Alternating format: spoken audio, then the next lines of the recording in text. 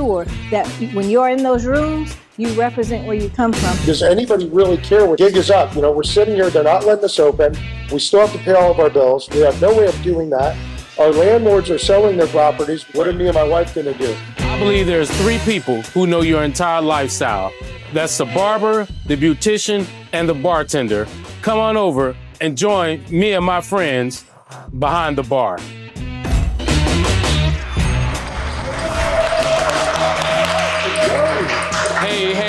Hey, what's going on? Hey everyone, welcome to Behind the Bar, where we're gonna sit and talk to our candidates who are running for District 5, the road to election. We're not throwing darts and questions, we're just gonna have some great dialogue. So again, thank you guys for coming out this morning, and let's get this thing started. If either of you, and I want both of you guys to take the time to answer this, consider, if you guys had 3 words to define yourself, what would those 3 words be and why? Caregiver, that's number 1. I am primary caregiver to my 82-year-old aunt who has dementia, and I take care of my family. I am the default, making sure people get to their doctor's appointments. I am a caregiver for my community. If I see a wrong, if I see information that they have to have, I do it. So my default is to take care of the people around me. I am passionate because the minute I see somebody doing wrong, I am trying to call it out. I'm trying to make sure that we say, how do we fix this? How do we address this? And the last one is just a workaholic. I'm not well at balance. I give it all until the body breaks down and says, okay, we need to sit down right now.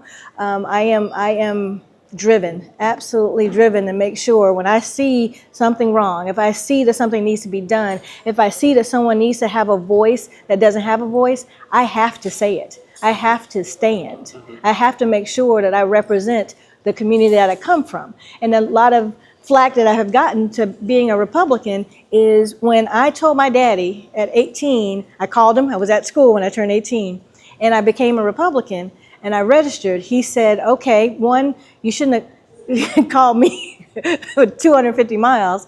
He said, but okay, if that's the decision you made, 1, tell me why you made it, and 2, understand as a black person, that R behind your names mean that you are responsible to represent where you come from. So if you have made that choice, you've got to make sure that when you're in those rooms, you represent where you come from. And that's the passion that I take, even behind those doors, to be able to represent where I come from. So I'm passionate about making sure that those folks who need a voice have a voice. Protector would be 1. Growing up, like most kids, I got bullied when I was little, but very quickly I learned. You got bullied, man? You a big dude, dog. I mean, they must have had some. Very quickly I learned that you gotta learn how to take care of yourself. So at some point when I started the boxing program and stuff, but before then, I would usually be the kid that when the kids were getting picked on, I would stand up to the bullies and then I'd get beat up until I wasn't able to get beat up anymore. You know, and then getting older, you know, we would have problems. When I first got to Ybor, you know, if I saw that my fellow businesses were getting bullied and we didn't have representation there because there was no representation, that's when I started the Ybor Merchants Association. And then during the pandemic, when they were shutting our businesses down and telling us we weren't allowed to open and there was no real local support, I put my own programs together for that. But then I also joined the National Independent Venue Association and became the representative for our state to fight for federal funding because we didn't have local funding and make sure that we all had money so all of our businesses didn't close. So Protector has always been something that I've related to. Durable. Through a lot of those struggles, especially that, I can't tell you how stressful that, I tell people all the time when they ask me that, going through that campaign of trying to get that funding for the businesses, which, you know, we ended up getting the largest. You got a lot of money at that. I think it was $15 billion. It's the largest artsville in history. We were recognized. Our team of 40 people that did that was recognized later that year when things opened back up at the Rock and Roll Hall of Fame.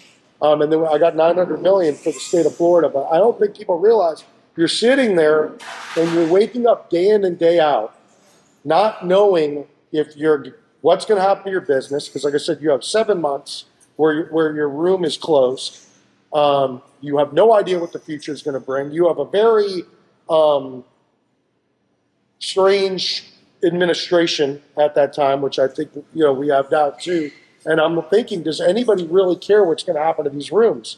Development was flourishing during that time. It felt like the gig is up. We're sitting here, they're not letting us open. We still have to pay all of our bills. We have no way of doing that.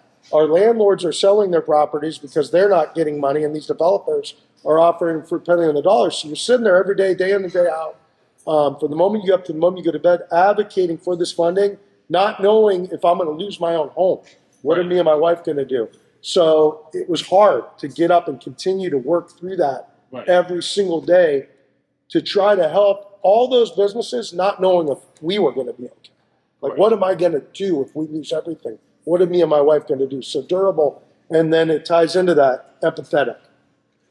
I mean, especially, I think I've always had a high degree of empathy, but when that happened, and I feel like it hasn't, I don't know if it was the trauma from it or what it was, but I feel like since that moment, my lenses, the way I look at things, have never gone back to how I could see them before.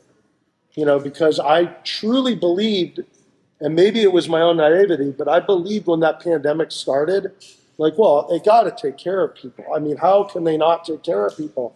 And when everything unfolded and I saw what happened, I've never been able to see the same thing again. And I look at from then forward and feeling that we were really left behind, especially by our city government. I felt like we were so left behind. It almost put a microscope, like on every decision I see in our city politics. And I go, what about these people over here? What about these people over here? Who's going to help us? Well, and it's frustrating to me. We talk about District 5, but the reality of it is District 5 and District 3, any other and all these other districts, we're all still part of the whole. Right. We're all still part of the city, we're part of the county's part of the state's part of the U.S. There's a whole lot of stuff going on today in the country and in the world. What's your guys' take? I mean, you may not be the end cap, you may not be the end of the puzzle, you may be just the centerpiece, you may be that one piece that's missing in the puzzle. What's your opinion about you got what in Texas? You got a lady sleeping on the floor. One of the representatives. What's your opinion? What you guys thinking about all this? When you, I'm sorry, I should have talked first. No, you got. But I'll go quick. When you have the president of the United States taking and telling universities that we don't want to, that they're too woke because they're trying to teach history. When you have the president of the United States talking about that they want to review the Smithsonian, all right? To me, at least, it's a house on fire situation. It really frustrates me, and I think that's why I think our local government is the root. We got to get people back in these seats. That are looking things overall. That we are in a house on fire situation. Because we need. We all are part of the whole. To turn this around. I mean, what you think? We're all part of the whole. I think at the city level, it is more than the whole, because at the federal level and at the state level, they are talking about such broad issues that the city is where the rubber hits the road. It is, do you have electricity? Are you flooding? It is, do you have access to transportation to your job? It is, are you going to still be able to afford your home? I mean, it is where everyday issues, the people that we're hearing about in their homes and the different businesses, that's where city government sometimes needs to shut out the craziness of the world and focus on the people that rely on us for their day-to-day, to be able to fight through the chaos to make sure that we have programs to help our small businesses. Because one of the reasons I'm running is, as the chaos is in DC, there's going to be less money that's going to be coming down to our cities. We need to make sure we're monitoring those budgets and thinking outside the box to make sure that we're able to provide for our citizens. That is, we make sure our small business, local businesses, are the backbone to our hiring and having the jobs and the pay to be before the housing. So if we don't buckle down and make sure that we say, okay, yes, those issues are important, those issues are impactful, but what's more important is we got to make sure that when we approve a budget for the mayor, that that budget gets expended. When that means that the homeowner occupied rehab program, that we are helping those people and not trying to take their homes. It is how, if we have the business grants, we got to make sure that we're looking at how those grants can help the businesses. But and I agree with that. But in the scope of the whole thing, you got a lot of different engines that's happening. I often talk about systems. As you look at the cameras and stuff like that, and all of the lights, these things are ran by systems. The light in the building is on because of the generator outside. The generator is on because of the cords up under the wiring up under the ground. The wiring up under the ground is only put there because somebody had enough food, money, and clothing to work and put that into place. So systems, I often find in these spaces, are the problem.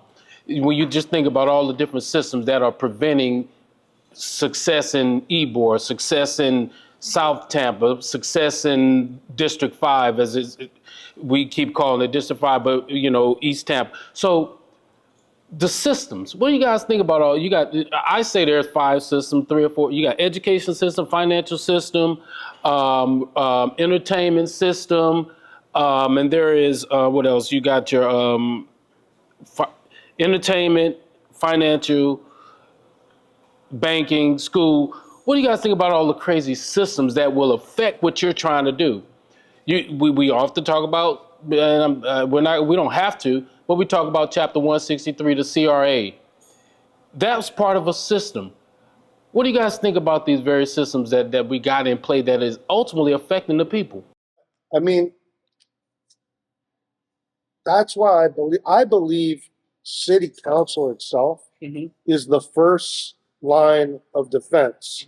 In when you look at the city, the state, the federal, and all those systems that go along with it, I believe, because I feel like I said, on the federal level, on the state level, we have a lot of problems, especially in Florida. So to me, city council, those representatives are the first line of defense to the boots on the ground of the communities that they're meant to serve. If you have people in those seats that aren't sitting there with that at heart and that in mind all the time, then all those systems are going to suffer. Because if that person isn't using their opportunity and their oath to truly serve their communities, if they've already been manipulated into putting city agendas first, then we have a problem. And I feel like we're experiencing those kind of problems, not just in the city of Tampa, but in a lot of the other cities around the country, because I talked to my colleagues in the National Event and Venue Association about what's happening in their neighborhoods, what happens in their cities. So I think right now we're at a point in time in history where we need to have more people in those seats that truly understand and are willing to stand up and fight for the needs of the people in those individual communities, as opposed to, this is what the city wants, this is what we're trying to get through because we want growth. Because at the end of the day, the city, they want the growth. They don't care if you're there to enjoy the growth, because they figure, the city's growing, other people will move in. They don't necessarily care if the person that helped get that neighborhood to that point till now survives the growth. And that's what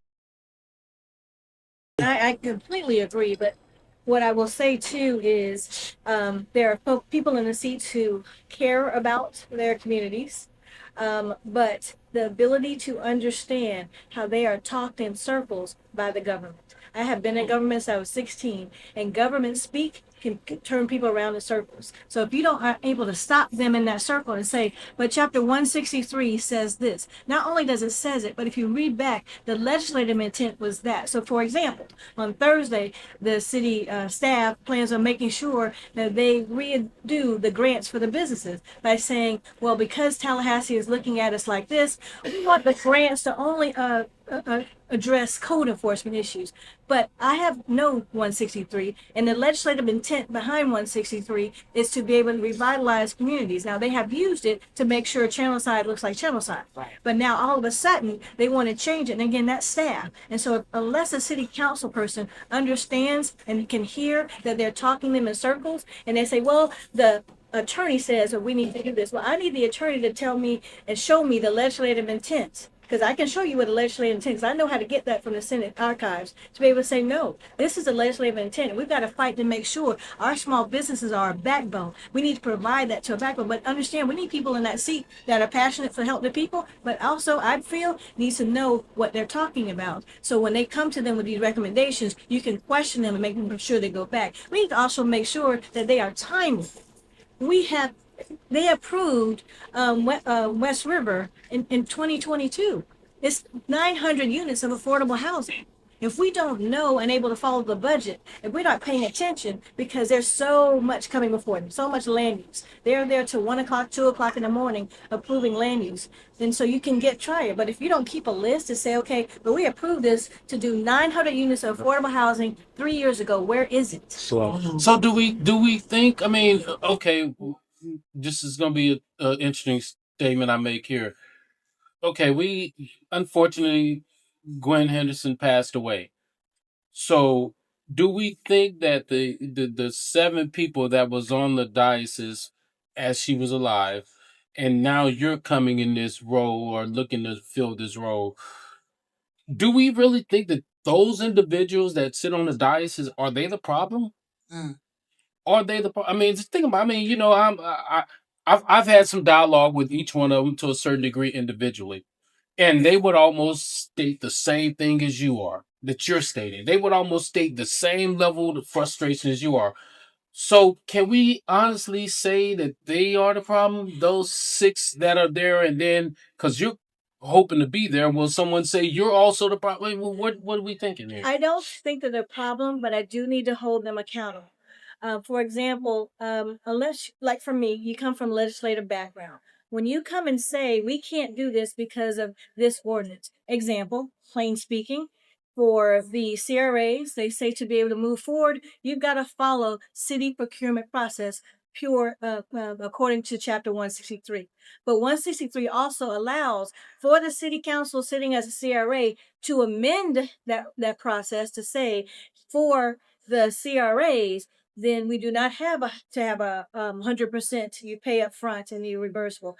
They are not legislating. They're the legislative body, but they're not legislating. They're not proposing changes. They are taking changes from the staff. And it's a historical way of doing things to rely on staff. But right now, the way the world is, we have now got to direct staff. So what you're saying, Alison, is that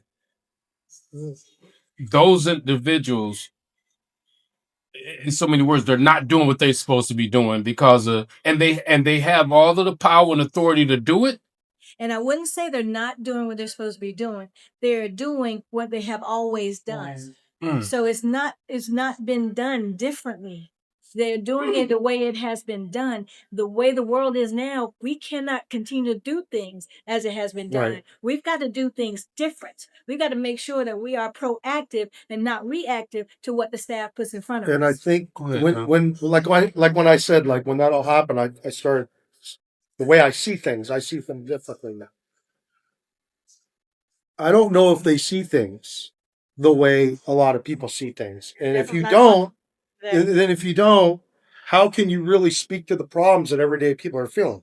Like we started this thing, you said the people that you know, the people in the bar. I've owned my own venue for 19 years. I've helped hundreds of local artists. I have people all over District 5 that come to my venue all the time. And I have worked as busy as my schedule is, and as much as I now with the National Pet Venue Association travel for conferences and do different things, probably work 270 of those shows. I have a show tonight. And when I'm doing it, I talk to people all the time and I'm around them. I'm losing my business next year because of the development that I'm constantly hearing in Ybor City is so great. Once again, development's fine if you're building up an area that didn't exist. If you're taking an area and you're developing it with the intent of forcing out the businesses there and the mom and pops organizations that were the backbone of that community, people look at Ybor now and they're trying to figure out its identity. They're trying to figure out its identity because you moved out the backbone of that community and now you're trying to recreate it in a vision of what you believe Ybor should have been. Right. In East Ybor, where I live, we do not have sidewalks, right? We don't have residential parking. But on the weekends, they're starting to come out and they're ticketing us. I get parking tickets in my own neighborhood. And I have to go onto the street when I see them and tell them, hey, what are you doing? Get out of here to try to protect myself and my residents. And I have to tell them, listen, you can't give us parking tickets before you give us infrastructure. If you want to ticket me, spend the money and give us some residential parking out here because that's not fair. You can't.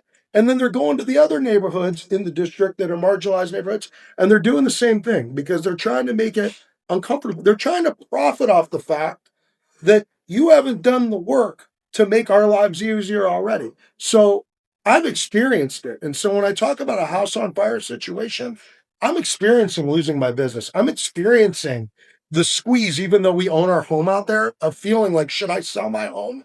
I don't know if there's anybody on city council right now that has had that kind of experience with the city. And I think we need people at the table that have felt that burn time and time again. Not because I'm trying to be, I had somebody say, well, are you running on a platform of being vindictive? No. It goes back to being the protector. I don't want to see this happen to people. It's not fair. So it's not vindictive. It's just we need to have people at the table when these decisions are being made that truly can appreciate and understand from a firsthand experience.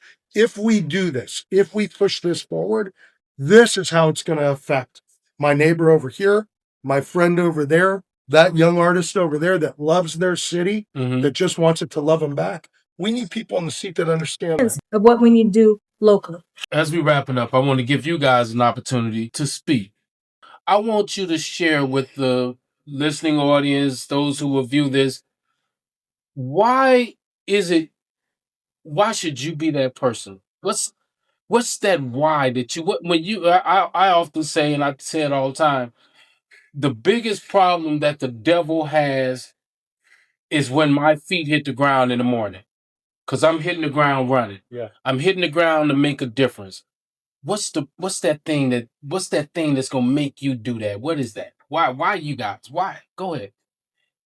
Take 2 minutes each person, or as long as you believe you need to share. I've kind of touched on it with this. I think I should be that person because I have the frustrations. I've experienced it myself. I've seen how our system's flawed, and I've also rubbed the shoulders at Ybor Chamber of Commerce events when I spent 8 years on the Ybor Chamber of Commerce.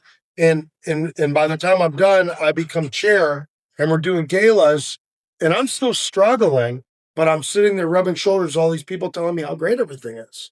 And I'm thinking to myself, something's wrong here. I don't understand how we got to this point where city growth and Tampa politics, where everything, oh, this is so great, or like you said, when they talk about what's coming in and it's outside of our community, where that means success. When at the same time, and I hear how great everything is, when at the same time, the local businesses here are having to fight every single day just to keep the lights on. You got food apartheid going on in neighborhoods because they can't get a local grocery store in the area. You've got neighborhoods where kids are trying to, people say like, well, the education process, that's on the county side. Yeah, but we got to make sure that the kids themselves, when they're trying to get to school, when they go to the bus, that they have proper sidewalks, that they have the streetlights. We've got so many problems in this city that day-to-day Tampanians are experiencing, and many of our community people in District 5, that I think having somebody in that seat that has experienced that burn, like really experienced that burn firsthand, day in and day out for years. Those 19 years that I've owned Crowbar, and I have people tell me that it's one of the most well-known live music venues that host touring artists and local artists in the entire Southeast United States. And I tell those same people that's a shame because I've never turned a profit. You will never see a profit from that ring each year because I've always made just enough money to support those artists, to support my staff, hundreds of people that work for me here, and support my community. I haven't paid myself a wage from Crowbar since the start of the pandemic. I make my money off my other projects. Wow. Because I can't make the money. And I know that's happening to other local businesses where they literally are just working to pay the bills and and there's no growth. It's too hard, and I that's why I feel like I need to be in that seat because I really truly get it. I understand what's going on and I want to fight for everybody so we can have better life. And I feel that I should be in that seat because I'm, as an entrepreneur, as a third generation from East Tampa specifically, I have seen family members lose their homes. I have seen family members who cannot feed their families and the choices they have to make between food and their medication. I am a small business consultant and nonprofit consultant. So I have worked with small businesses who are trying to think outside the box to be able to meet payroll and sometimes can't. And so, like you, they go without pay to I'll make meet you sure after this. to be able to make sure that they can pay their team. And the thing is, I also have been in government since I was 16 years old. So when I can see where we are missing the ball up at that city council, I can see the deficiencies because I know government. I can see the things we need to amend to the ordinances. I see because I know how to understand that budget. I see what we need to make sure that the state is making sure they're sending down for our money because I have that experience. So I know where to be able to have the conversation with legal on how we need to amend that ordinance, how that policy needs to be changed. But it's going to take making sure we're having communication at that dais because they are doing business as usual for decades. They have not made these changes because historically, you say you have a strong form of government, a mayor form here, and so we are just a legislative branch. Then we need to legislate at that branch. And I have been in that legislative process. I care about my community. I'm from my community. I have had struggle making my payroll. I have folks that I have had to say, okay, we might need to cut back your hours because I have not brought in what I need to bring in to be able to cover you. So I know what the small businesses are going through. I know I have been consultants in nonprofits. I know what they're going through. I know seniors who need to repair their homes. I have assisted people with those applications. But most importantly, as I know what it feels like on the ground, I know what it feels like to be on the legislative body. And I can make sure that I am leading the charge to say, this has not worked. We need to have a conversation to see what we can do to change it to make it work. We're out of time for now, but don't miss a minute of the action. Come be part of the conversation live at our next taping. And while you're at it, enjoy great food and drinks at Venue 2106. For taping dates, episode schedules, and more, visit BehindTheBarTV.com. Thanks for watching, and we'll see you next time, Behind the Bar.